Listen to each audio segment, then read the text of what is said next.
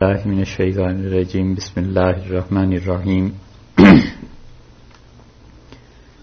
وَإِذَا تَوَلَّى اور جب وہ منہ پھیرتا ہے سعیٰ تو کوشش کرتا ہے عمل اس بات پر کرتا ہے فی الارض زمین میں لیفسد فیہا تاکہ اس میں فساد مچائے۔ کل تک ہم سورہ بقرہ کی آیت نمبر 203 تک پہنچے تھے جی، اور آج اس کے بعد شروع کرتے ہیں آیت نمبر 204 سے، اور وہ یہ ہے کہ اللہ تعالی نے ارشاد فرمایا وَمِنَ النَّاسِ اور لوگوں میں سے ایسا آدمی۔ کل کی آیات میں ایک چیز تو یہ رہ نہیں گئی بلکہ کہہ تو دیا تھا، لیکن اس کی مزید وضاحت اور مزید اس پہ زور دے کے کہنا تھا کہ جس آیت کے متعلق یہ بحث تھی کہ یہ کن کے بارے میں نازل ہوئی ہے، اور یطیقونہ کا جو لفظ تھا کہ وہ بڑی مشکل سے روزہ رکھتے ہیں، اس کی مثال دیتے ہوئے تقریباً تمام مفسرین نے اس پہ لکھا ہے کہ وہ بوڑھا مرد اور عورت جو روزہ رکھنے کے قابل نہ ہوں،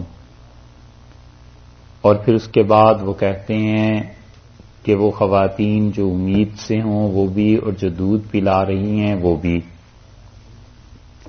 اور مفسرین اس مقام پر بہت کم ہیں جو یہ صراحت کر دیں کہ انہیں یہ روزے اس حالت کے بعد پھر قضا کرنے ہیں، وگرنہ بالعموم وہ بس اتنا لکھ دیتے ہیں کہ مشقت سے روزہ رکھنے والی، دقت سے روزہ رکھنے والی وہ خواتین جن کی حالت ایسی اور ایسی ہے، اور وہ مرد جو بہت بوڑھے ہو گئے۔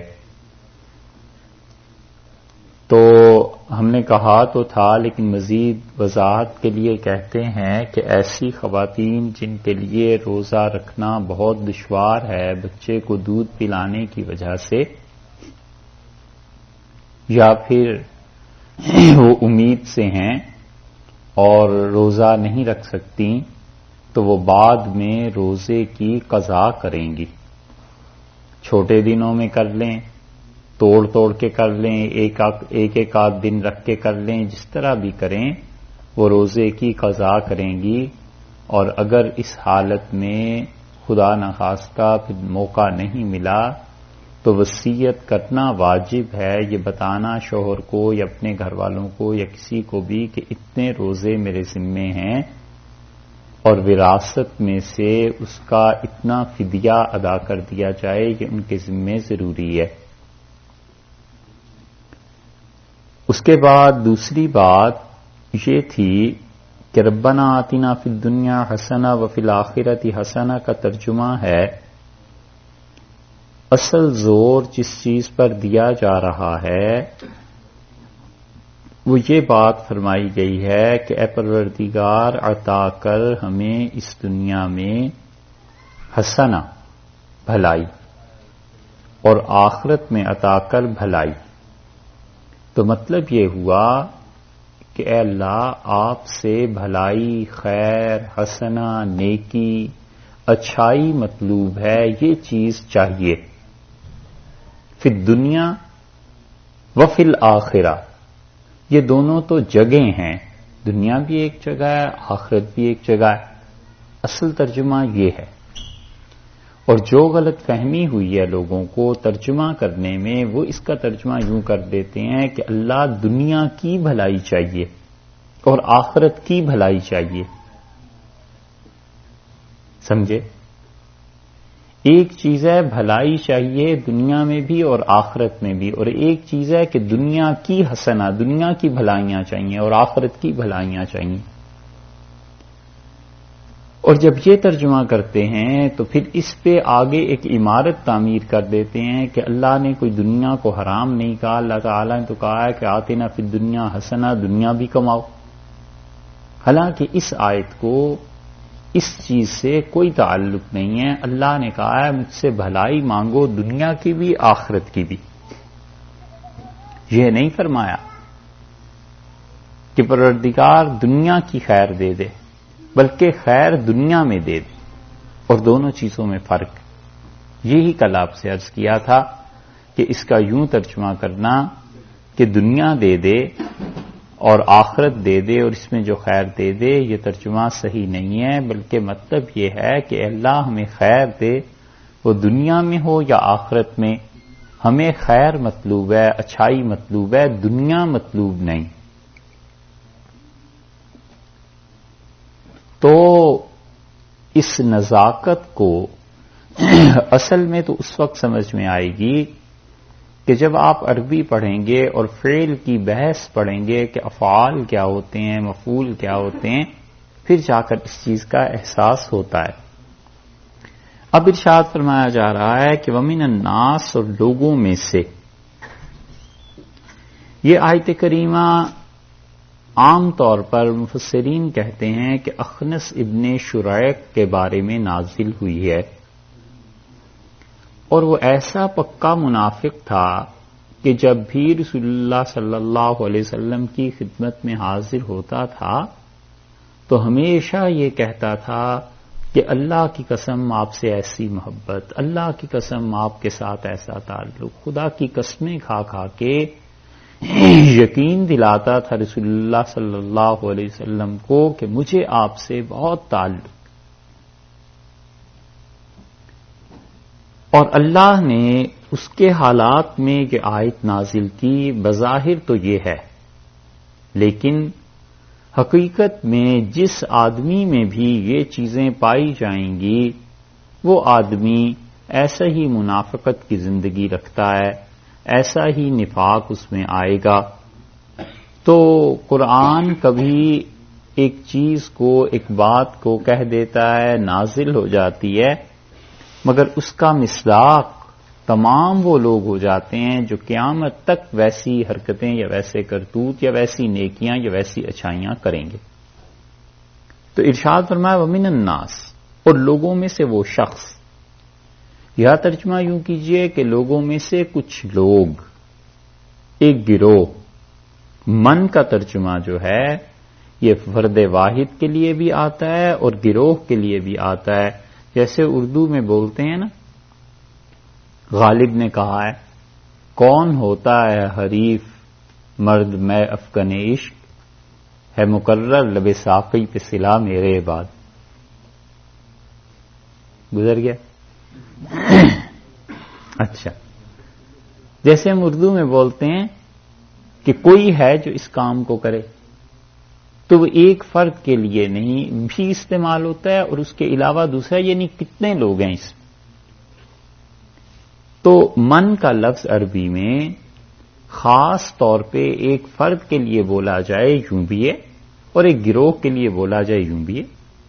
تو وَمِنَ النَّاسِ، لوگوں میں سے من، جو کوئی، یہ جو آگے لفظ آ رہا ہے اس پہ بات کر رہے ہیں، وَمِنَ النَّاسِ مَن يُعْجِبُكَ، لوگوں میں سے کوئی ایسا شخص یا ایسا گروہ، يُعْجِبُكَ، آپ کو تعجب میں ڈالتی ہے، آپ کو خوش کرتی ہے، آپ خوشی اور مسرت کا اظہار کرتے ہیں، قولہ، اس کے قول کے بارے میں، فی الحیات الدنیا، جو وہ دنیا کی زندگی کے بارے میں باتیں کرتا ہے،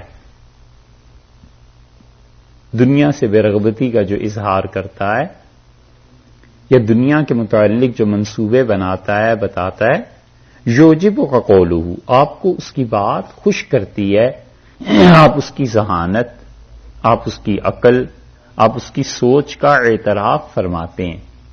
یہ دلیل ہے اس بات کی کہ سارے لوگ جو حضور اقدس صلی اللہ علیہ وسلم کی مجلس میں آتے تھے، نبی کریم صلی اللہ علیہ وسلم ان لوگوں کے سینے میں، دل میں کیا تھا اس سے باخبر نہیں ہوتے تھے جب تک کہ اللہ کی وحی نہ بتا دیں۔ کیونکہ اس آدمی کے بارے میں آپ دیکھیں تو یہ آدمی آتا ہے اور اس کی باتیں آپ کو خوش کرتی ہیں، قرآن یہ بتا رہا ہے، اور حقیقت اس کی کیا ہے یہ آگے آ رہی ہے۔ یعجبک قولہ، آپ کو حیرت میں ڈالتی ہیں یا خوشی میں ڈالتی ہیں یا تعجب ہوتا ہے آپ کو اس کی باتیں سن کے، فی الحیات الدنیا، دنیا کی زندگی کے بارے میں، یعنی دنیا کے باب میں جو باتیں کرتا ہے، یہ ہے جو اس کا حقیقی ترجمہ ہے، صحیح ترجمہ، اور غلط ترجمہ بھی سن لیجئے۔ وَمِنَ النَّاسِ مَن يُعْجِبُكَ قَوْلُهُ، اور لوگوں میں سے وہ آدمی بھی ہے جس کی بات سن کے آپ خوش ہوتے ہیں، فی الحیات الدنیا، دنیا کی زندگی میں، یعنی یہ جو آپ کی دنیا کی زندگی ہے اس میں جب آپ اس کی بات سنتے ہیں تو آپ خوش ہوتے ہیں۔ یہ ترجمہ سرے سے بنتا ہی نہیں، اس لیے کہ کوئی معنی نہیں ہے رسول اللہ صلی اللہ علیہ وسلم سے یہ کہنے کا کہ آپ دنیا کی زندگی میں اس کی باتیں سن کے خوش ہوتے ہیں، پھر آگے کیا ہوا تو کیا آخرت میں سن کے ناراض ہوں گے یا کیا ہو؟ اس لیے جس نے بھی یہاں یہ ترجمہ کر دیا ہے نا، انگلش میں بعض لوگوں نے اور بعض نے اردو میں بھی، وہ سرے سے سمجھے ہی نہیں ہے کہ ترجمہ کرنا کیا چاہیے تھا۔ نتیجہ یہ نکلتا ہے کہ قرآن کی یہ تحریف ایک طرح کی ہو جاتی ہے، قرآن کی آیات کو بدلنے کی بات ہو جاتی ہے۔ آپ خود سوچئے، ہم غلط ترجمہ کر کے آپ کو بتاتے ہیں کہ من الناس من یعجبک قولہ فی الحیات الدنیا، اور لوگوں میں سے ایسا آدمی جس کی بات سن کر آپ کو بڑی خوشی ہوتی ہے، فی الحیات الدنیا، آپ کی اس دنیا کی زندگی میں، یہ جو دنیا کی زندگی میں آپ وہ آدمی جی رہے ہیں، آپ کو بڑی خوشی ہوتی ہے اس کی بات سن کے۔ اچھا تو پھر دنیا کی زندگی کیوں لائے بھائی؟ کوئی اس کی وجہ نہیں، یہی غلطی ہے۔ اس لیے ترجمہ یہ ہے کہ دنیا کے بارے میں، دنیا کی زندگی کے بارے میں، گزران کے بارے میں، یہ جو رہنا ہے، زندہ رہنا ہے، اس کے بارے میں شاہ ولی اللہ صاحب رحمۃ اللہ علیہ نے اسی لیے ترجمہ کیا، ارشاد فرمایا یہاں کہ درباب دنیا، دنیا کے بارے میں جب باتیں کرتا ہے، جب منصوبے آپ کو بتاتا ہے، جب مدینہ منورہ میں فصلوں کا ذکر کرتا ہے، کس کس طرح ترقی ہونی چاہیے، ایسی باتیں کرتا ہے اس دنیا کی زندگی کے بارے میں، تو آپ خوش ہوتے ہیں اس سے۔ وَيُشْهِدُ اللَّهُ، اور وہ اللہ کو گواہ بناتا ہے۔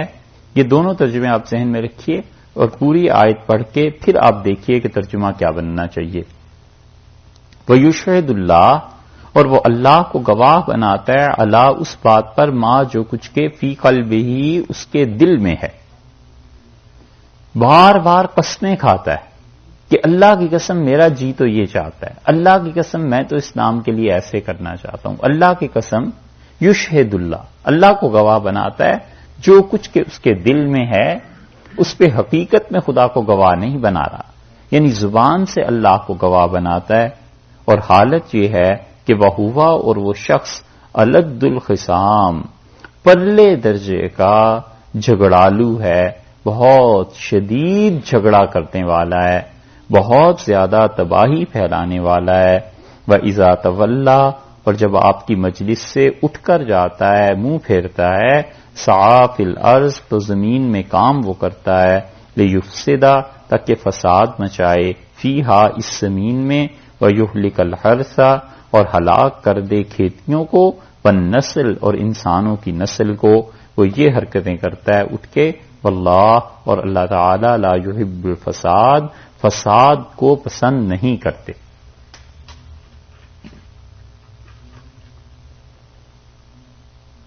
اب اس کا ترجمہ آپ دیکھیے کہ اللہ تعالی نے اس انسان کے لیے تشریح، بلکہ دیکھیے اس کی، ارشاد فرمایا کہ الد الخصام، پرلے درجے کا جھگڑالو۔ تو اس منافق کی ایک بات تو یہ سامنے آئی کہ زبان سے لمبے چوڑے منصوبے اور باتیں کرنا، دوسری بات یہ سامنے آئی کہ بات بات پر قسمیں کھانا۔ اسی لیے اللہ نے اس بات سے منع کیا ہے کہ اس کی قسمیں مت کھاؤ، اور اسی وجہ سے رسول اللہ صلی اللہ علیہ وسلم نے روکا ہے اس بات پہ کہ بلا ضرورت قسم کھائی جائے۔ اور ایسے ایسے لوگ بھی امت میں گزرے ہیں کہ ان کے شاگرد بتاتے تھے کہ ساری زندگی اللہ کی قسم کا لفظ ان کے منہ سے نہیں سنا گیا، کیونکہ اللہ کو کسی بات پر گواہ بنانا جبکہ وہ بات حقیقت میں درست نہ ہو، یہ کفر ہے۔ کوئی کہتا ہے کہ اللہ کی قسم فلاں شخص آیا تھا اور وہ آدمی آیا نہیں، تو اس نے کیا کیا؟ جھوٹ بولا، اور یہ بھی کہا کہ اس جھوٹ پہ اللہ گواہی دے گا، اللہ گواہ ہے، تو اللہ کیوں جھوٹ پہ گواہی دے؟ یہ اللہ کے مرتبے، اس کے مقام کو نہ پہچاننے کی بات ہے، اس لیے کفر ہے۔ مثلا آپ سے ایک دوست کہتا ہے کہ آئیے اور فلاں کام کے لیے گواہی دے دیجئے، اور وہ بات در حقیقت نہیں ہے۔ کہتا ہے چل کے کہہ دینا کہ یہ جو میرا دوست ہے اللہ کی قسم کل بیمار تھا اس وجہ سے جواب نہیں آیا۔ آپ کہتے ہیں میں اللہ کو گواہ بناؤں، میں تمہارا جا کے گواہ بنوں، میں تو بھائی نہیں بنتا، اس لیے کہ مجھے جھوٹ بولنا پڑے گا۔ تو اب یہ آدمی جب اللہ کو گواہ بناتا ہے تو حقیقت میں اپنے جھوٹ پہ اللہ کو پیش کر رہا ہے کہ اللہ بھی اس بات کا گواہ ہے کہ میرے ساتھ ایسے معاملہ ہوا اور حقیقت میں نہیں ہوا۔ تو اس لیے یہ اللہ کی توہین ہے جو کہ کفر ہے، اور اسے ہی مستقبل کے متعلق، آئندہ زندگی کے متعلق کوئی قسم کھانا، ماضی کے متعلق، مستقبل نہیں ماضی کے متعلق کوئی قسم کھانا جھوٹی، حنفی فقہا کہتے ہیں کوئی کفارہ اس کا نہیں ہے، غموس ڈبو دیتی ہے آدمی کو، برباد کر دیتی ہے، اور اسی لیے بعض فقہا قائل ہوئے ہیں کہ وہ کفر ہے۔ مثلا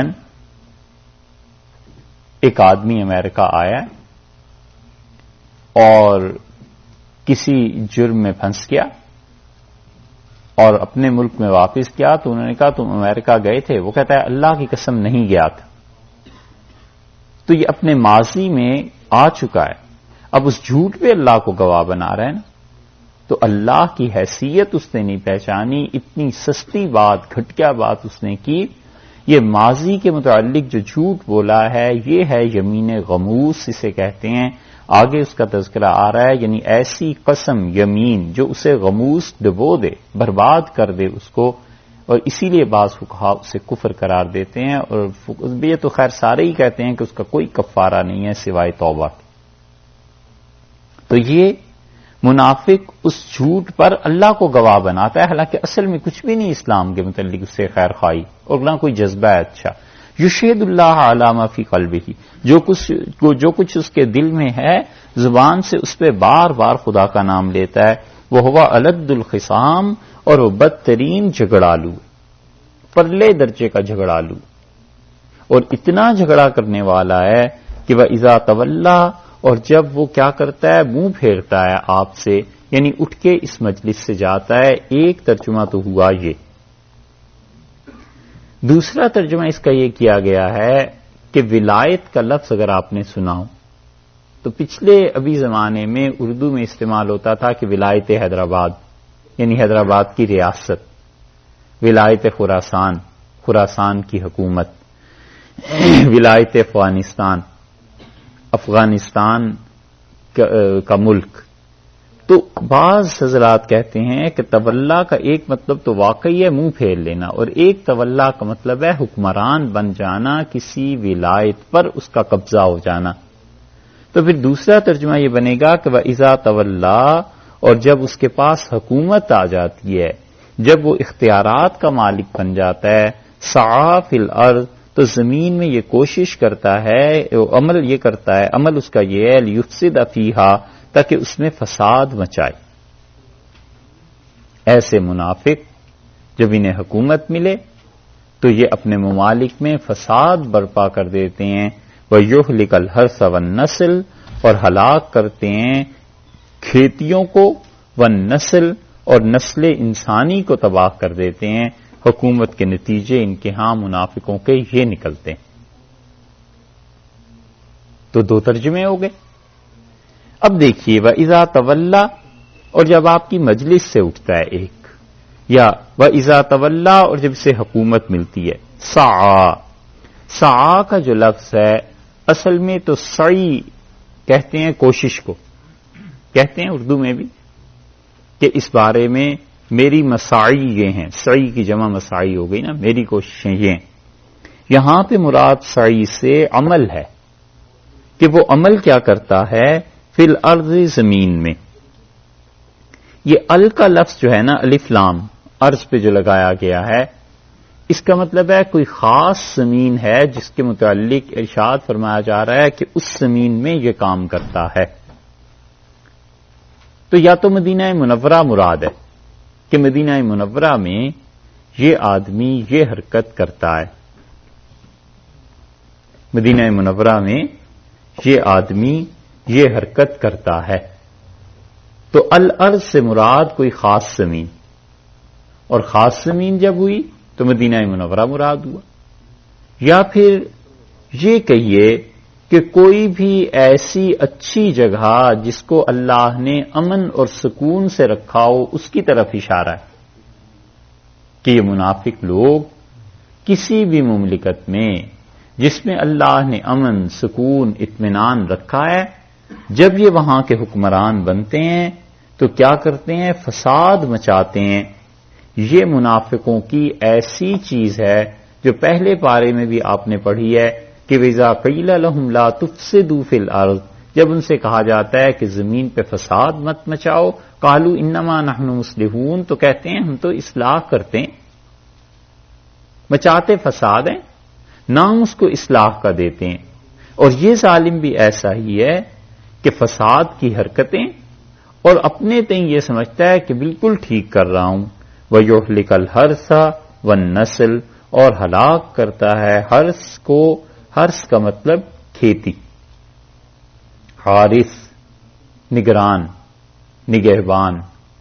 رسول اللہ صلی اللہ علیہ وسلم نے اس نام کی تعریف کی کہ تمہارے اچھے ناموں میں سے ایک نام جو بچوں کا رکھتے ہو حارث ہے۔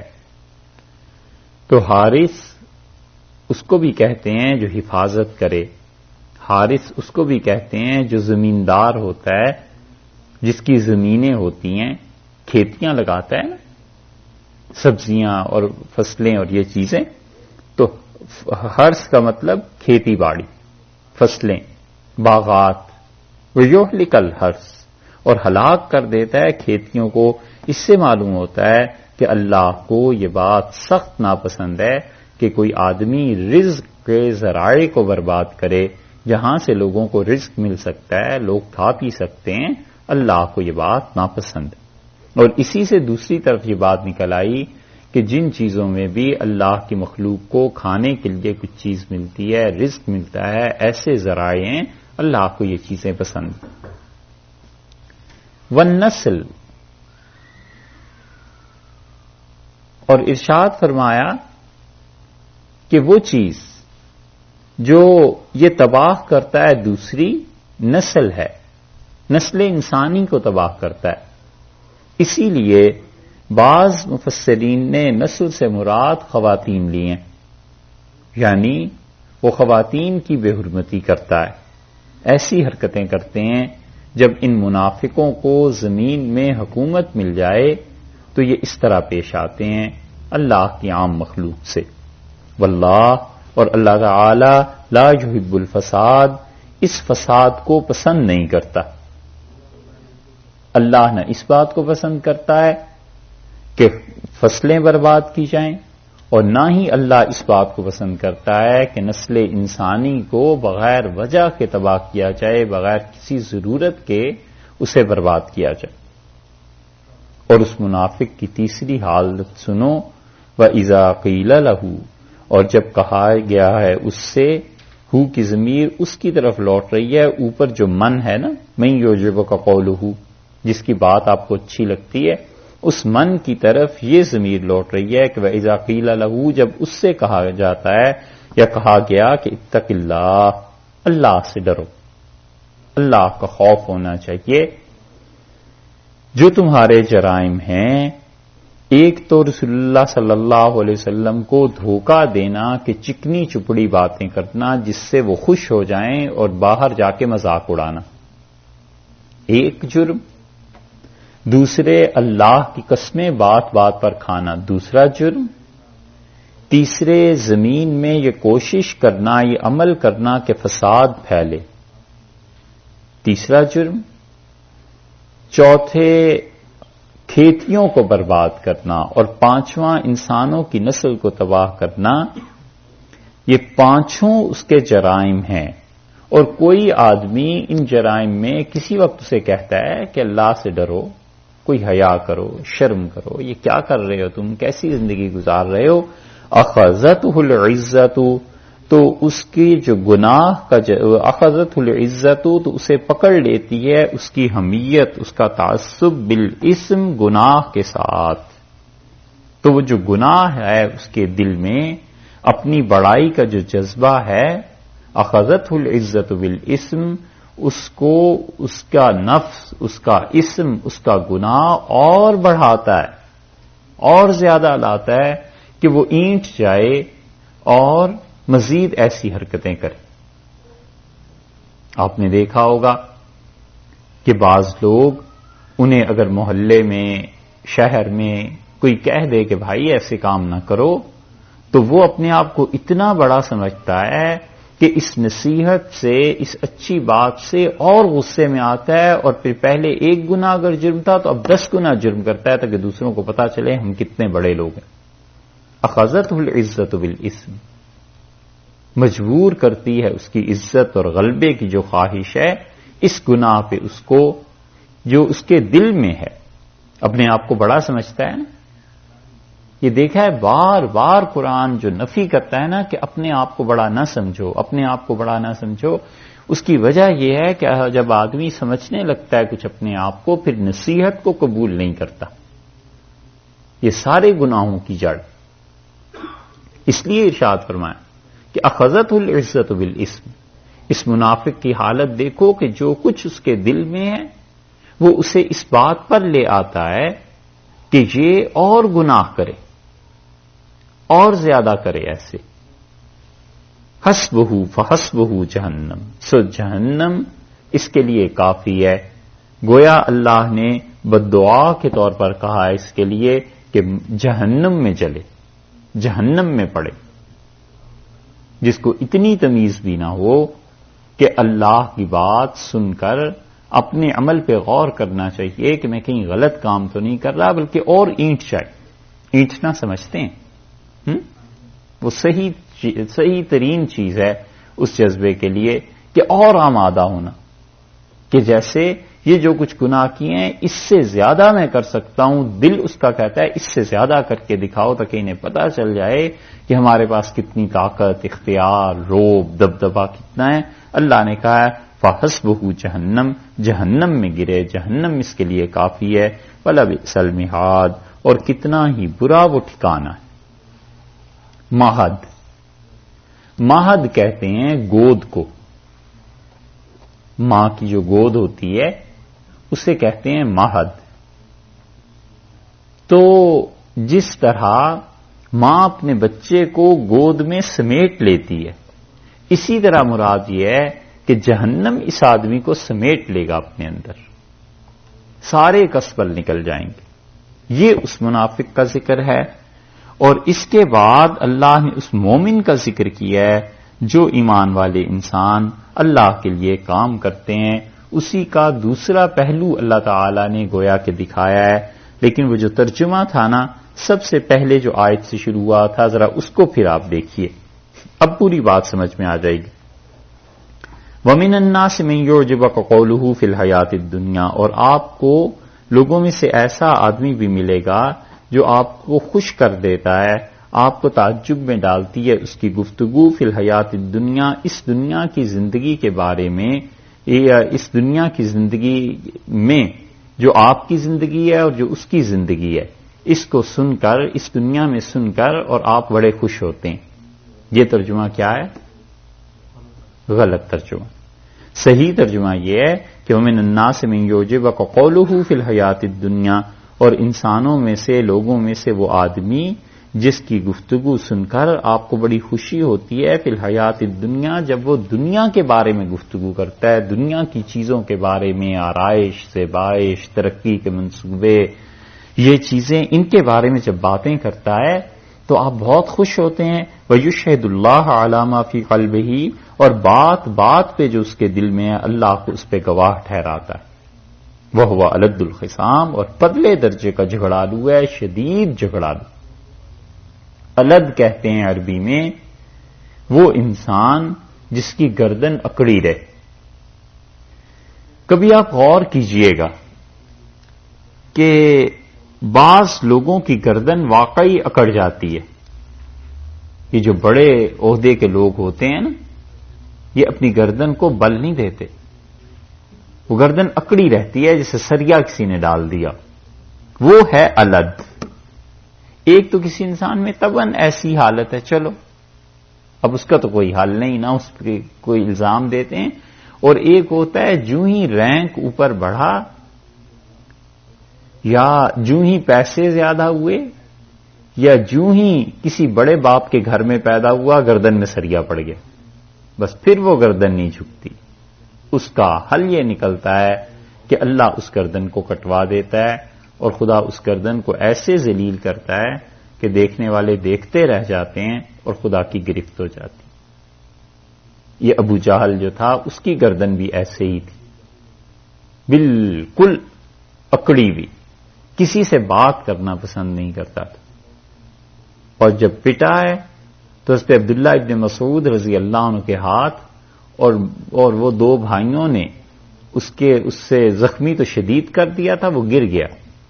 تو عبداللہ ابن مسعود رضی اللہ عنہ کہتے تھے میں ڈر رہا تھا اسے دیکھ کے، تو میں نے جا کر جب ہلایا تو اس میں جان تھی، تو میں اس کے سینے پہ بیٹھ گیا۔ تو کہتے ہیں وہ اس نے آنکھیں کھولی اور مجھے پہچان لیا اور کہنے لگا ہائے افسوس، ایک دیہاتی کے ہاتھوں قتل ہو جاؤں گا جس کا باپ فصلوں کا کام کرتا تھا۔ ابن مسعود رضی اللہ عنہ کے والد زراعت تھی ان کے پیشہ، اور پھر کہنے لگا کہ میرا سر جب کاٹو نا تو ذرا نیچے سے کاٹنا، کیونکہ بعد میں اپنے دشمنوں کے سر لائن میں لگائے جاتے تھے پہچاننے کو کہ کون کون آج مرا ہے، تو اس نے کہا میرا سر ذرا اونچا نظر آئے گا سروں میں پڑا ہوا۔ مر گئے، پر وہ جو اینٹھن تھی نا اپنی بڑائی، وہ نہ دماغ سے نکلی۔ یہی حال یہاں بھی ہے کہ اللہ نے فرمایا اس کا پرلے درجے کا جھگڑا لو، ایک یہ آدمی، اور ایک اس کے مقابلے میں آگے 207 نمبر آیت میں جہاں تک ہم پہنچے ہیں ارشاد فرمایا وَمِنَ النَّاسِ، اور لوگوں میں سے وہ بھی مَن یشری، جو بیچتا ہے نفسہ، اپنی جان کو، لیے پھرتا ہے اپنی جان کو بیچنے کے لیے۔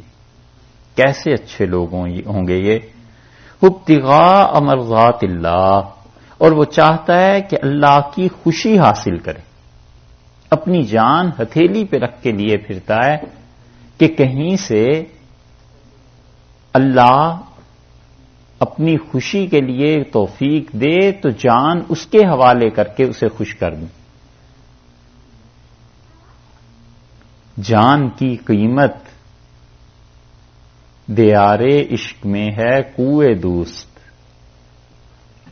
جان کی قیمت دیار عشق میں ہے کوئے دوست، اس نوید جاں فضا سے سرو والے دوش۔ کیا تشریح کریں، شعر کی تشریح کرو تو پھر وہ گیدڑی ہو جاتا ہے۔ ہاں، لیکن مطلب اس کا یہ ہے کہ جان کی قیمت دیار عشق میں، عشق کے شہر میں ہماری جان کی جو قیمت لگی ہے، وہ کہتے ہیں کہ کوئے دوست، تمہاری جان لے کر تو تمہیں دوستوں کی گلی میں پہنچا دیں گے جہاں تم جانا چاہتے ہو۔ اس نوید جاں فضا سے، جب سے یہ خوشی کی خبر ملی ہے، سر و بالے دوش ہے، کندھوں پر سر کو رکھنا عذاب ہو گیا ہے کہ کسی طرح لے لیں اور دوستوں کے گلی میں پہنچا دیں۔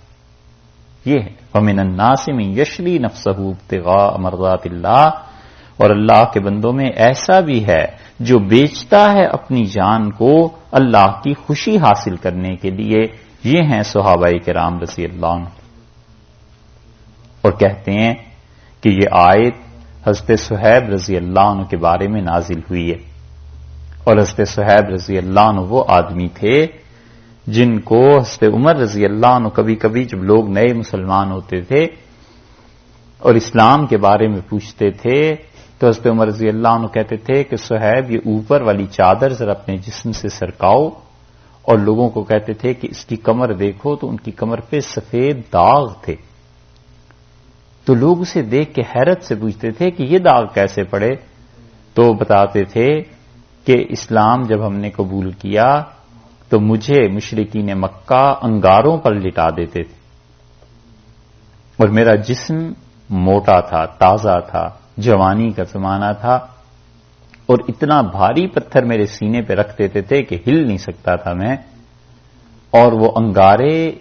میرے خون اور چربی سے بجھ جاتے تھے. تو یہ نشان اس وقت کے پڑے ہوئے ہیں. تو حضرت عمر رضی اللہ عنہ کہتے تھے یہ اسلام ہے. تم مجھ سے پوچھتے ہو اسلام، تو یہ اسلام.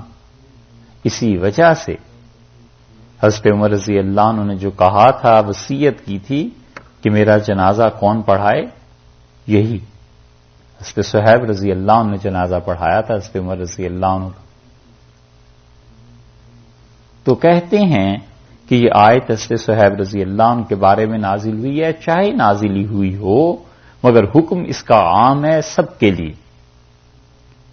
اور ہوا یہ کہ حضرت صہیب رضی اللہ عنہ نے جب ہجرت کی ہے تو مشرکین مکہ نے پیچھا کیا اور ایک مقام پر پہنچ کے انہوں نے انہیں روک لیا حضرت صہیب رضی اللہ عنہ کو، اور ان سے کہا کہ تم اپنی گرفتاری دے دو وگرنہ پھر لڑائی ہوگی. تو حضرت صہیب رضی اللہ عنہ نے اپنی ترکش سے تیر نکالنے شروع کیے اور تیر کچھ چلائے انہوں نے، اور انہوں نے پھر اس کے بعد کہا کہ قریش، اللہ کی قسم تم جانتے ہو کہ سب سے زیادہ تم میں صحیح نشانے والا اور تیر چلانے والا میں ہی،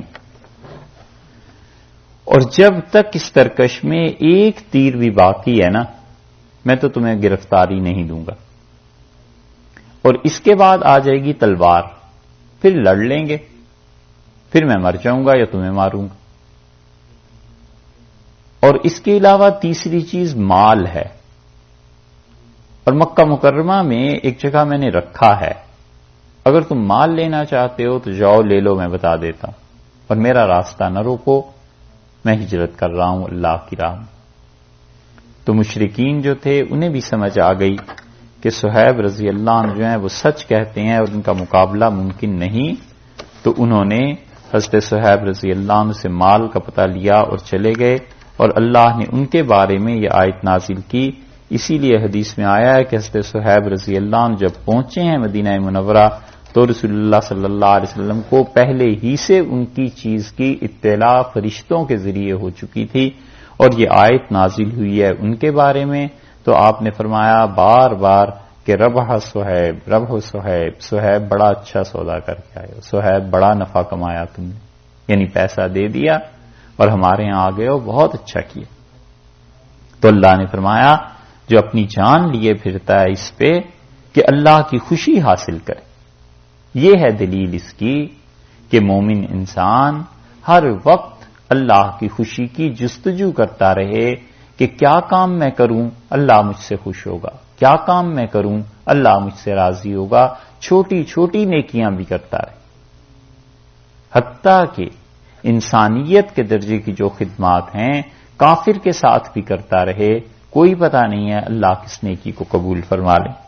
واللہ رؤوف بالعباد، اور لوگوں اللہ اپنے بندوں پر بہت ہی شفیق ہے، بہت ہی مہربان. رؤوف کا ترجمہ کل بھی آپ سے عرض کیا تھا کہ اردو میں ممکن نہیں، بہت زیادہ شفقت اور مہربانی، جیسے ماں کی ہوتی ہے نا ممتا، ایسی چیز ہے کہ اللہ تم پہ بہت زیادہ مہربان. یا ایھا الذین آمنو، اے وہ لوگو جو ایمان لائے.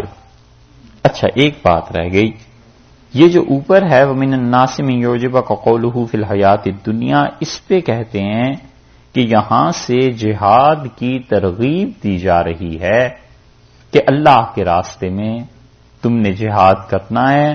منافقوں سے خبردار رہنا، ایسے نہ ہو کہ ان کی باتیں سن کر تم کہیں اپنے اصل مقصد سے ہٹ جاؤ. دوسری مرتبہ ترغیب دی گئی اس آیت میں کہ حضرت صہیب رضی اللہ عنہ جو تھے، دیکھو وہ کیسے اچھے آدمی تھے، ایسے بننے کی کوشش کرو کہ آدمی اپنی جان کو ہر وقت تیار رکھے کہ اللہ کی راہ میں کہیں بھی جانا پڑ جائے تو چلے، جو کام کرنا پڑ جائے. تیسری چیز یہ جہاد کی تیسری ترغیب دی گئی کہ یا ایھا الذین آمنو، اے ایمان والو کیا کرنا ہے، ادخلوا فی السلم کافہ، پورے کے پورے داخل ہو جاؤ سلامتی میں۔ دو ترجمے اس کے ہوئے۔ سلم کا جو لفظ ہے سین کی کسرہ کے ساتھ، سین کی زیر کے ساتھ، اس کا ترجمہ صلح سے بھی کیا گیا ہے اور اس کا ترجمہ اسلام سے بھی کیا گیا ہے، اور بعض حضرات نے سین پر جو زبر لگائی ہے کہ ادخلوا فی السلم کافہ، تو سلم سین پر زبر اگر پڑھ لی جائے تو اس کا مطلب ہے صلح، اور سین پہ جب زیر پڑھی جائے گی جیسے کہ پڑھ رہے ہیں، جیسے کہ لکھا ہوا ہے، تو اس کا مطلب ہے اسلام۔ اختلاف کافتن کے بارے میں ہے۔ ہم نے بالکل ابتدا میں بھی عرض کیا تھا آپ سے کہ ہمیں زیادہ زور اور توجہ اس پہ ہے کہ ہم قرآن پاک کو حل کریں، قرآن پاک کا ترجمہ، یہ چیزیں پڑھیں، یہی بات ہے نا؟ اور جتنی بھی مختصر اور مناسب تفسیر ہے وہ ساتھ ساتھ بیان کر رہے ہیں، اس لیے زور اس پہ دیتے ہیں کہ قرآن کی عبارت سمجھ میں آئے، ترجمہ سمجھ میں آئے۔ جب آپ ایک دو مرتبہ اسے پڑھ لیں گے تو تراویح میں یا خود بھی پڑھ رہے ہوں گے تو پتہ چلتا رہے گا کہ اللہ نے کہا کیا ہے۔ تفسیریں پھر خود بھی پڑھی جا سکتی ہیں، اردو میں بھی ہیں، وہ بھی دیکھی جا سکتی، اس لیے زور دیتے ہیں کہ عبارت حل ہو۔ اس کی مثال ایسے سمجھ لیجئے جیسے آپ سب لوگوں نے کلاس میں پڑھائی ہے نا، تو کوئی ٹیچر عبارت کتاب کو حل کرتا ہے کہ کتاب نے یہ کہا ہے، اور ایک وہ ہے جس بیچارے کا علم بہت ہی زیادہ ہوتا ہے تو وہ ایک ایک بات پہ پورا ایک ایک جملے پہ لیکچر دے دیتا ہے، تو جو اسٹوڈنٹس ہیں وہ کہتے ہیں کہ کتاب تو بیچ میں ہی رہ گئی اور سال کے آخر پہ پتا چلا کہ کتاب تو حل نہیں ہوئی اور باتیں بہت زیادہ ہو گئیں۔ کہاں سے آپ؟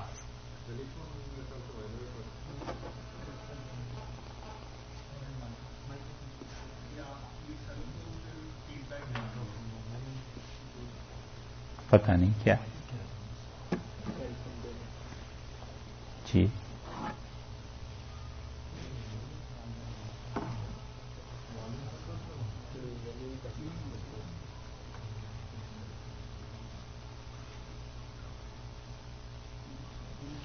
اچھا بھائی، جو کچھ بھی ہے، تو وہ جو پہلی صورت ہے نا کہ ٹیچر جیسا بھی نالائق ہو لیکن کتاب حل ہو جائے، وہ زیادہ اچھی معلوم ہوتی ہے کہ دوسرے ہوں گے تو بہت بڑے علامہ لیکن وہ اپنا علم زیادہ ہوتا ہے تو ایک جملے پہ ہی بات کئی گھنٹے چلتی رہتی ہے اور کتاب بیچ میں رہ جاتی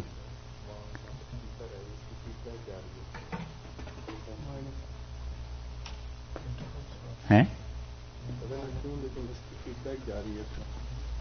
اس کی اب بات کی دیکھیں آ رہی ہے ابھی بھی کہ نہیں آ رہی ہے، بولیں گے تو اچھا، تو بحث اس بات پہ مفسرین نے کی ہے، کافہ کا لفظ ہے کہ یہ کافہ کا تعلق پورے کے پورے، کافی ہو جانا، پورا ہو جانا، کافتن تمام کے تمام، اس کا تعلق کس سے بنتا ہے؟ اس کا تعلق اگر آپ بنائیں الذین آمنوا سے تو پھر ہوگا کہ اے لوگو جو ایمان لائے ہو، ادخلوا تم سب کے سب داخل ہو جاؤ، فی السلم اسلام میں، کافتن پورے کے پورے، سب کے سب اسلام میں داخل ہو جاؤ،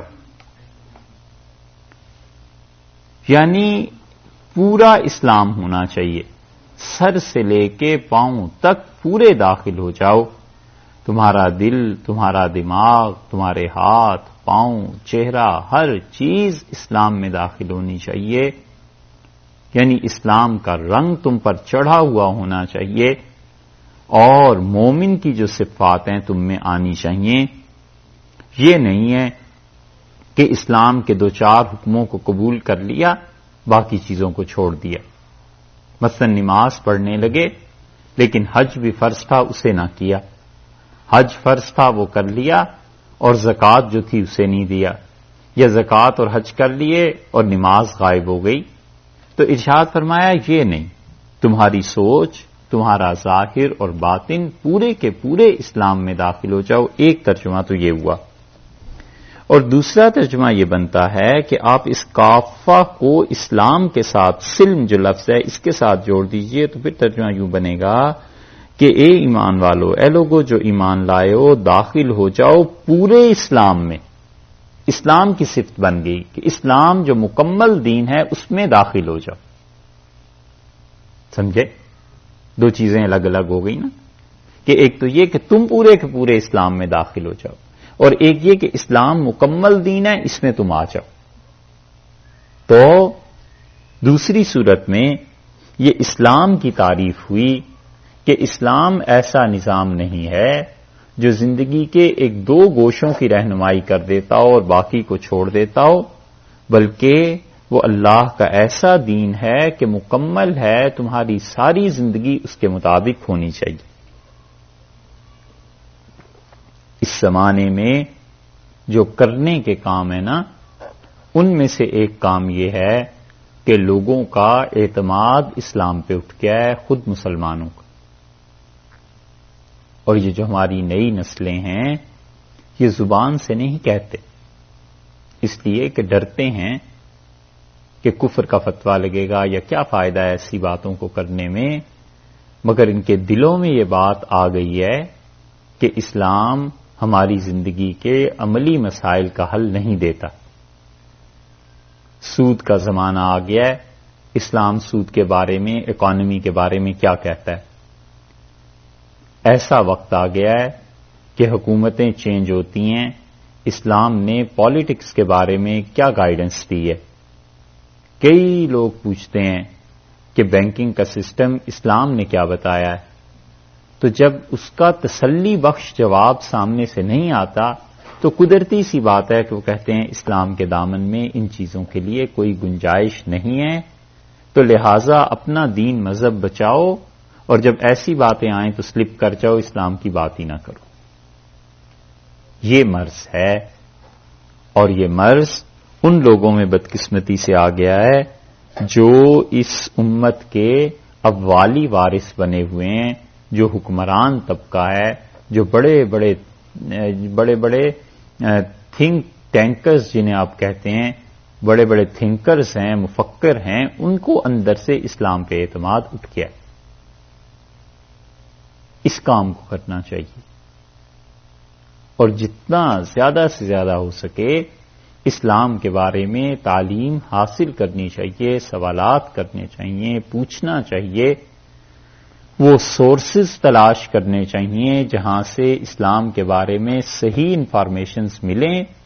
جب آپ کے پاس تسلی بخش جواب ہوگا تو آپ دوسرے کو بھی مطمئن کر سکیں گے، اور اپنے ہی پاس جب سرمایہ نہ ہو تو بندہ خرچ کیا کرے؟ یہ کام کرنے کا ہے، اور لوگ اس طرف توجہ نہیں دیتے. تو اگر دوسرا ترجمہ کریں گے تو ادخلوا فی السلم کافۃ، پورے اسلام میں داخل ہو جاؤ، یعنی وہ اسلام جس نے تمہاری زندگی کے تمام مسائل کا حل دیا. اور اگر آپ پڑھیں گے تو اسلام نے اس دنیا پہ 1000 برس سے زیادہ حکومت کی ہے، اور اس 1000 سال سے زیادہ 1200 برس کہہ لیں احتیاطاً، 1100 برس کہہ لیں، چلیے بہت احتیاط آپ نے کر لی. ان 1100 سالوں میں کیسے رقم ٹرانسفر ہوتی تھی؟ سواری کے جانور تھے، لوگ کیسے خریدتے تھے؟ سود کی کیا شکلیں تھیں؟ تجارتی سود، کمرشل انٹرسٹ، یہ کیا تھا؟ شادی، نکاح، اس کے احکامات شریعت میں کیا تھے؟ حکومت کس بنیاد پر بنتی تھی؟ کن بنیادوں پہ خلافت کو توڑا جاتا تھا یا منتقل کیا جاتا تھا؟ یہ چیزیں کیا تھیں؟ اس کا بہت بڑا حصہ ہسٹری سے بھی تعلق ہے اس کا، اور اسی کا تعلق قانون سے بھی ہے اسلام کے. کوئی چھوٹی سی بات نہیں ہے. اب تک معاشرہ اتنی ترقی نہیں کر سکا. آپ تذکرہ جہانگیری پڑھیں، اور جہانگیر نے جو حکومت کی ہے، مغل بادشاہ تھے، اس نے اپنی ایک پرسنل ڈائری لکھی ہے بڑی بڑی عجیب باتیں اس نے لکھی ہیں. اس میں بادشاہ تھا اور روز لکھتا تھا، اور ایسے نہیں ہے کہ جھوٹ لکھتا ہو. اس میں بے پناہ چیزیں ایسی ہیں جو انسان کو سمجھ اور عقل دیتی ہیں کہ زمانہ کیسا تھا. اس نے تو اس کے جہانگیری میں لکھا ہے کہ والد صاحب کو، اکبر بادشاہ کو، بڑا شوق تھا چیتے پالنے کا. تو چیتے اور ہر قسم کے جانور جو ہندوستان میں پائے جاتے ہیں اس کی نسلوں کو منگایا ہے اور خاص طور پر رکھا ہے تاکہ ان جانوروں پر تحقیق کی جائے کہ کیا چیز کھاتے ہیں، کیسے اڑتے ہیں، کیسے پیتے ہیں، ان کے تعلقات کیسے ہوتے ہیں، سب چیزیں. اور ایک جگہ بڑی خوشی سے لکھتا ہے کہ سفید رنگ کا چیتا آج میرے اس چڑیا گھر میں، زو میں 100 چیتے پورے ہو گئے. اور 100واں چیتا جب پیدا ہوا ہے تو کہتا ہے میں خوش اس لیے ہوں کہ والد صاحب کو ہمیشہ خواہش رہی کہ 100 چیتے ہو جائیں، اور ان کے زمانے میں 99 تک پہنچتے تھے، پھر ایک آدھ مر جاتا تھا، تو وہ اس خواہش کو پورا نہیں کر سکے. پھر اس نے لکھا ہے چیتے میں خصوصیات کیا ہیں، کیسے دوڑتا ہے، کتنا فاصلہ طے کر لیتا ہے. یہ نہیں ہے کہ ایسے ہی دل لگی کے لیے اور خوشی کے لیے پال لیتے تھے، باقاعدہ جو چیزیں اب ریسرچ میں آتی ہیں، بہت سی چیزیں انہوں نے لکھی.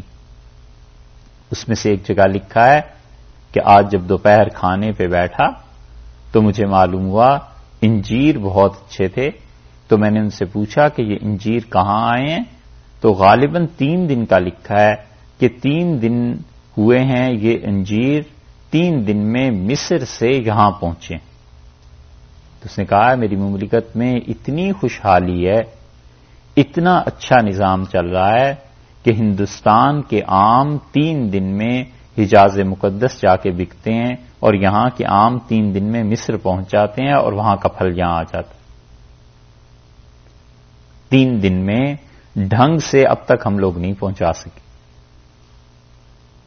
رشوت دو، قانون اور یہ وہ، خیر ان چیزوں کو تو اب کیا بحث میں لانا ہے. لیکن مسلمانوں نے جو 1200 سال 1100 سال حکومت کی ہے، یہ اپنی مالیات کا نظام کسی طرح چلاتے تھے یا نہیں چلاتے تھے؟ قرض لیتے تھے، حکومت قرض دیتی تھی، بادشاہ قرض لیتے تھے، اور حکومت کے ادارے قرض لے کے پیسے واپس بھی لیتے تھے. یہ سب کس طرح چلتا تھا؟ تول کا نظام تھا کہ تولنے میں گڑبڑ نہیں ہونی چاہیے. امن کا نظام تھا، قتل نہیں ہونا چاہیے. یہ سب تاریخ کو آپ دیکھیں تو مسلمانوں نے یہ کام کیے ہیں. اس لیے اسلام پر جو لوگوں کا اعتماد اٹھ گیا ہے نا کہ اسلام کے پاس اس جدید دور کا حل نہیں ہے، اس اعتماد کو بحال کرنا چاہیے. اور جو نہیں بحال ہو رہا وہ یہ کہ وہ سورسز ختم ہو رہے ہیں آہستہ آہستہ جن کے پاس علم تھا.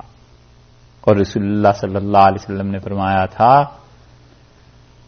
کہ یہ علم اٹھ جائے گا علماء کے مرنے سے، اور جب عالم نہیں باقی رہے گا تو ارشاد فرمایا کہ جاہل لوگ لوگوں کو دین سکھانے بیٹھ جائیں گے.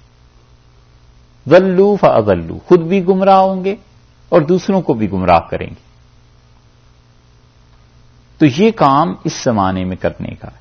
تو ارشاد فرمایا لوگوں اس اسلام میں داخل ہو جاؤ جو اسلام مکمل ہے، یا یہ کہ لوگوں تم پورے کے پورے مکمل طور پر اسلام میں داخل ہو جاؤ. دونوں ترجمے اس کے کیے گئے ہیں.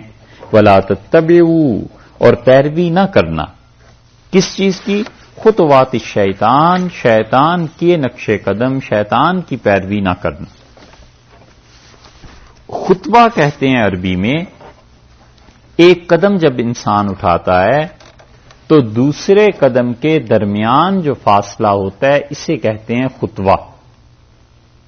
تو اس لیے ارشاد فرمایا کہ شیطان کے نقش قدم پر نہ چلو، یعنی جو حرکتیں اس نے کی ہیں وہ تم نہ کرو.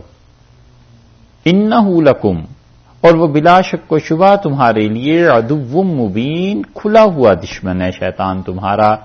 کوئی چھپا ہوا دشمن نہیں کہ تم اسے سمجھ نہ پاؤ، بالکل کھلا ہوا دشمن ہے، تم غور کرو گے تو اس کی دشمنی کو سمجھ جاؤ گے۔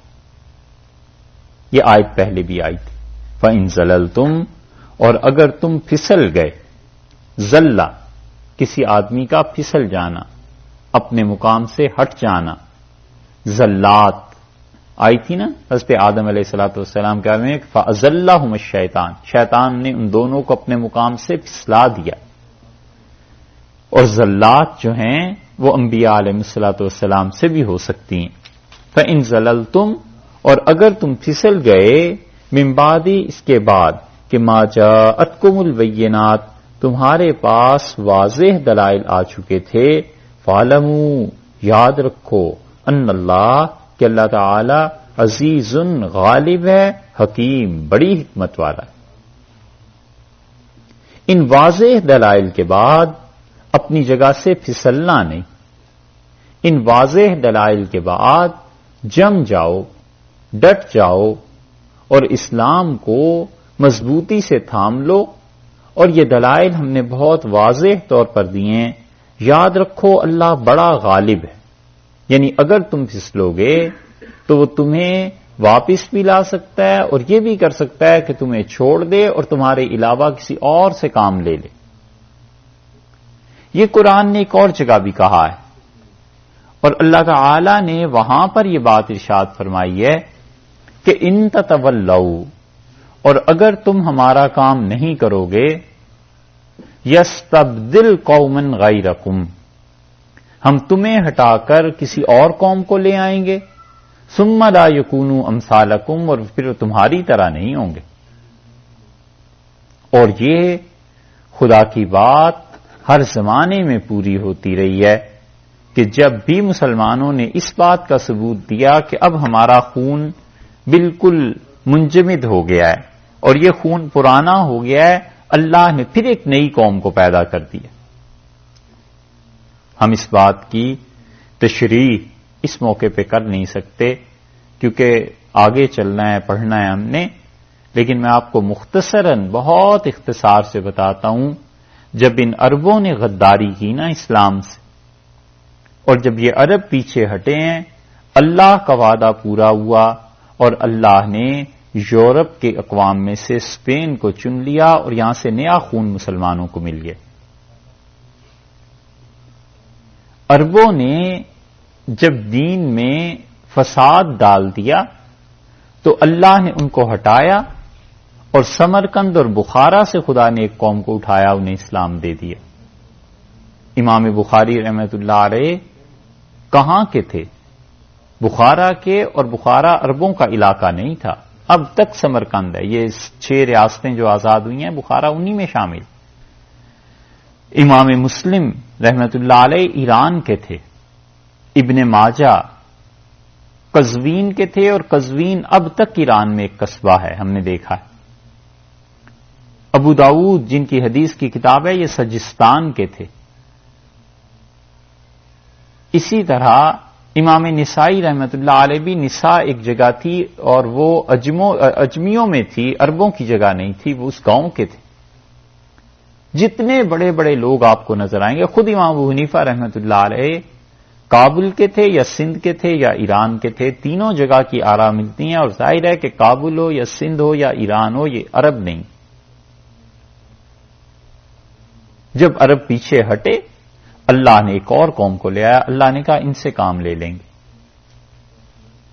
جب ان کا خون خراب ہوا ہے اور ان پر ضعف طاری ہوا ہے تو اللہ نے تاتاریوں کو اٹھا دیا، تاتاری آ گئے، اور تاتاری ایسی قوم تھی کہ مسلمان ہوئے اور پورے عالم اسلام کو انہوں نے سنبھال لی۔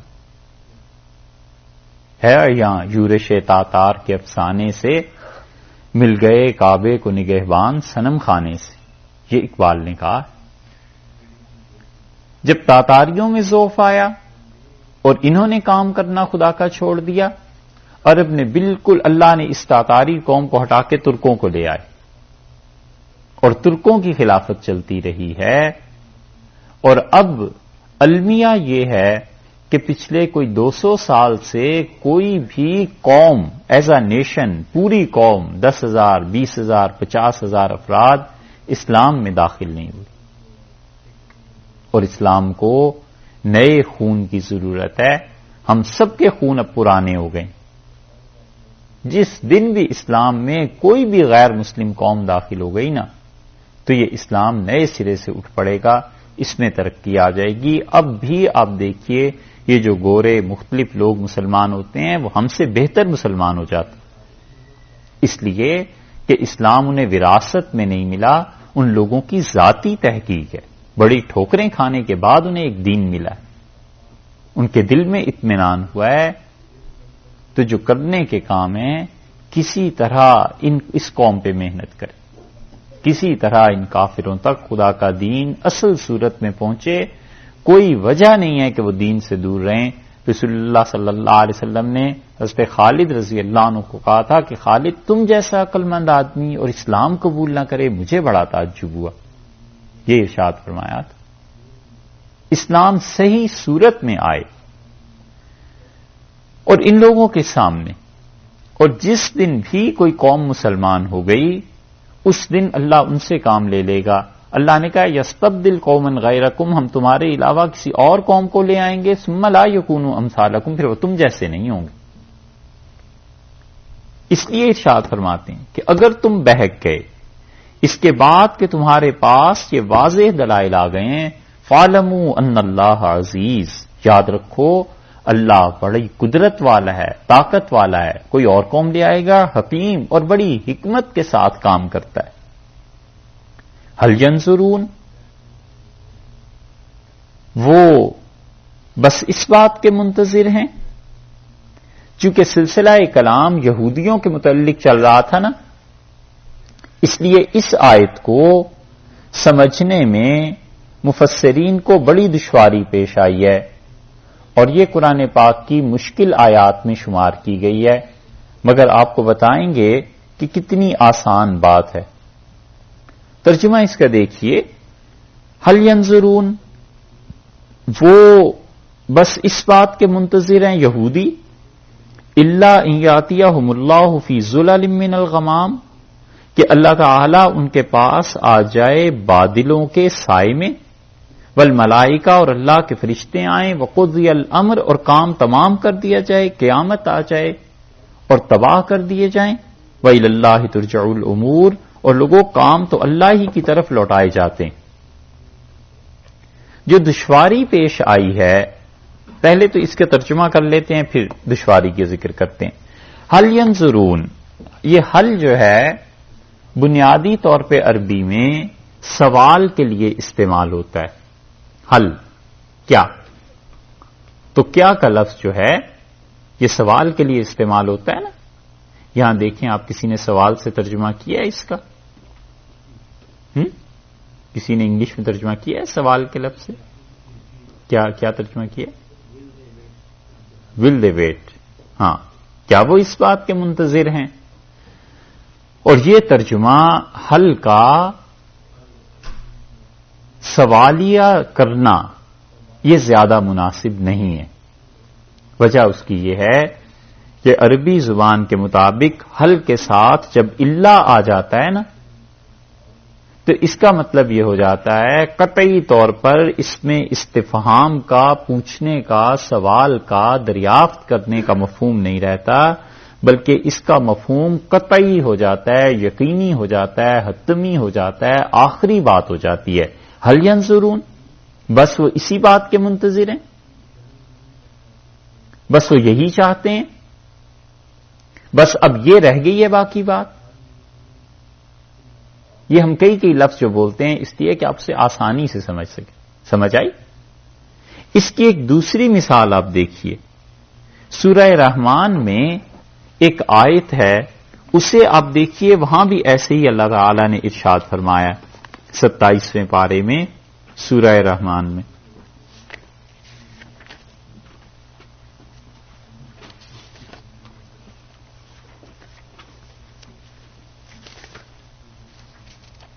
ستائیسواں پارہ سورہ رحمان، 55 نمبر ہے سورت کا۔ اور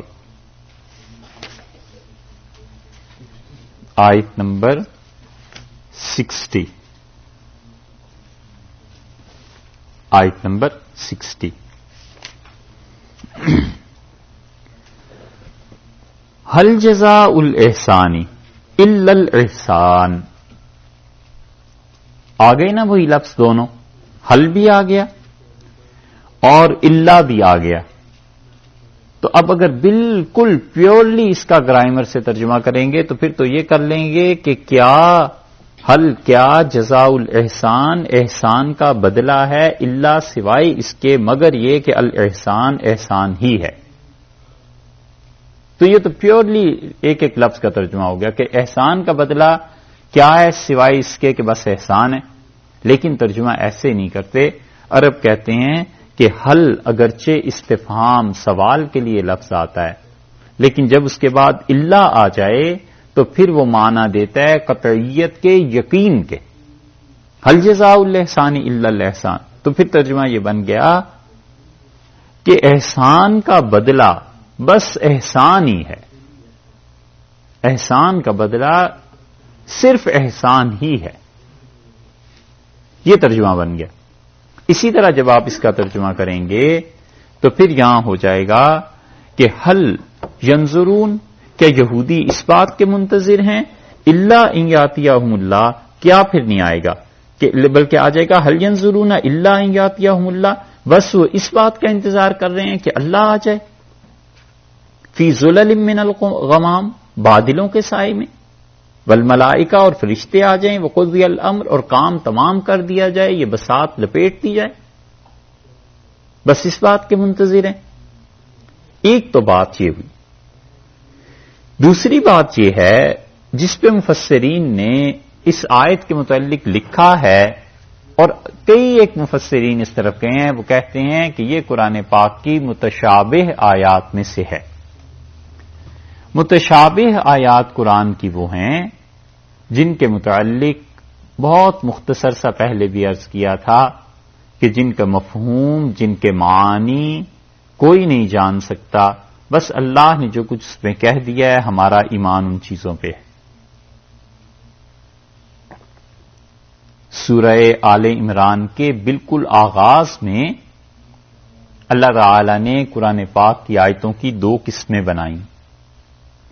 اللہ نے کہا ہے قرآن کا ایک حصہ تو ایسا ہے جسے تم بالکل آسانی سے سمجھ سکتے ہو، محکم ہے، پکی باتیں ہیں، مضبوط باتیں، اور ایک حصہ میری کتاب کا ایسا ہے جسے کوئی نہیں سمجھ سکتا. اور جب علم والوں سے بات کی جاتی ہے تو وہ کہتے ہیں اس کی حقیقت اللہ جانتا ہے، اور وہ جو جس کی حقیقت اللہ جانتا ہے ان کو کہتے ہیں متشابہ آیات، یعنی ایسی آیات جن کا صحیح مفہوم انسان کی عقل نہیں سمجھ سکتی. مثلا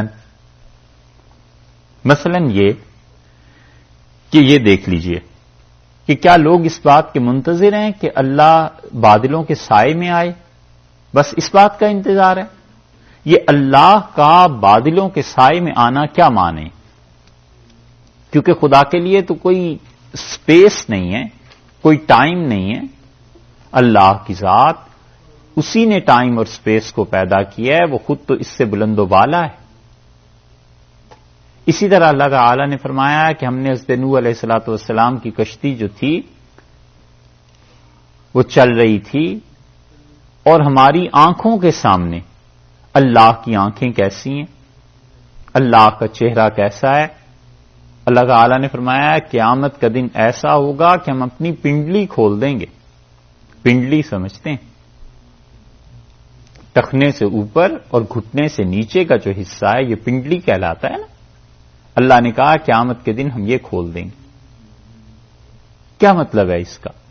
سب اس پر یہی لکھے ہوئے ملیں گے کہ وہ کہتے ہیں یہ وہ چیز ہے جو اس وقت ہی کھلے گی، اس سے پہلے ہماری عقل کی رسائی نہیں ہے کہ عقل ان چیزوں کا احاطہ کر سکے.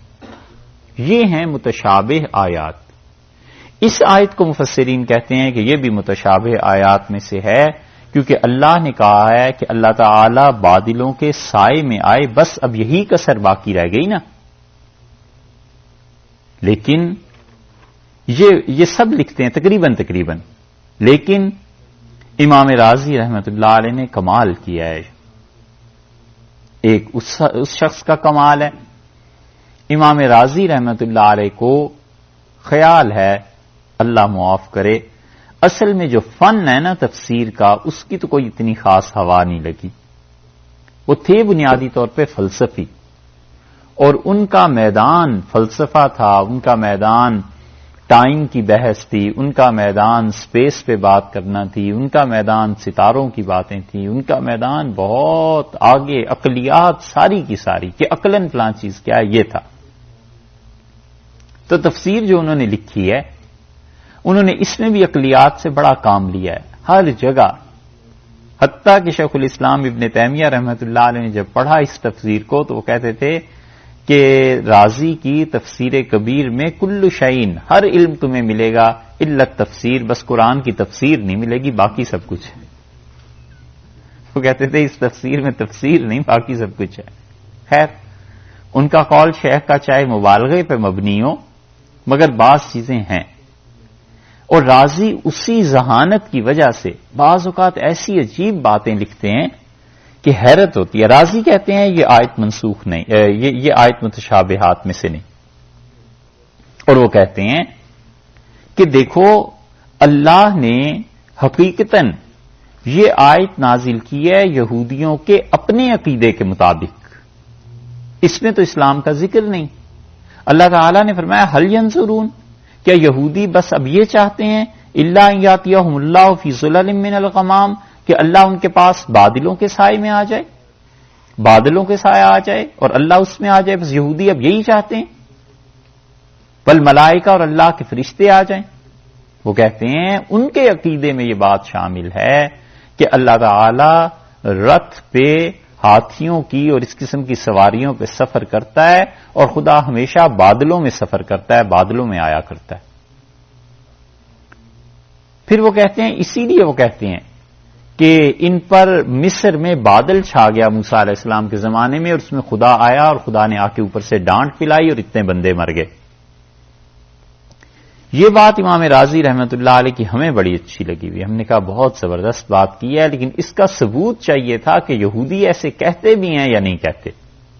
مطلب ہم مسلمانوں نے تو کہہ دیا یہودی کہتے ہیں، اب کوئی یہودی ہمیں مل جائے اور کہ میں تو نہیں کہتا، تو ہمارے پاس کوئی تو ثبوت ہونا چاہیے کہ بھائی تمہاری فلاں کتاب میں یہ ہے. اور اللہ کا شکر ہے جوش انسائکلوپیڈیا جب پڑھا اور بریٹانیکا جب پڑھا تو کمال کیا بریٹانیکا والوں نے، انہوں نے علیہ باللہ خدا کی باقاعدہ تصویر دے دی ہے کہ یہ بادلوں میں اللہ سفر کر رہا ہے، اور جوش انسائکلوپیڈیا نے بھی تصویر دے دی ہے کہ ہمارے نزدیک خدا یوں سفر کرتا ہے اور بادلوں کے سائے میں خدا کو دکھا دی. یہ اب بھی آپ جا کر انسائکلوپیڈیا کھول لیں، اور اب جو نئے ایڈیشن چھپ رہے ہیں اس میں تو خیر بہت، پہلے تو بلیک اینڈ وائٹ چھپتے تھے نا، اب ذرا کلرڈ چھپنے لگے. تو اللہ تعالی کی الیاذ باللہ استغفر اللہ تصویریں بھی کلرڈ آ گئی ہیں. بہت خوبصورت تصویر دی ہے کہ خدا سفر کر رہا ہے. یہ چیز تو رازی نے جو کچھ لکھا ہے رحمت اللہ علیہ نے، اس کے مطابق یہ آیت تو ٹھیک ہوئی کہ اللہ تعالی نے یہودیوں سے یہ کہا. پیچھے سے ذکر یہودیوں کا چل رہا ہے، بنی اسرائیل کا چل رہا ہے، وہ جو اعتراضات کرتے تھے اس کا چل رہا ہے. تو یہاں پر فرمایا کہ بس اب اس کی کسر باقی رہ گئی ہے کہ خدا سائے میں آ جائے، خدا بادلوں کے سائے میں آ جائے، یعنی جیسے تم گمان کرتے ہو. والملائکہ، اور اللہ کے فرشتے آ جائیں، وقضی الامر، اور کام تمام کر دیا جائے. بس اب یہی کسر ہے. وإلی اللہ ترجع الامور، اور لوگوں کام اللہ کی طرف لوٹائے جاتے ہیں.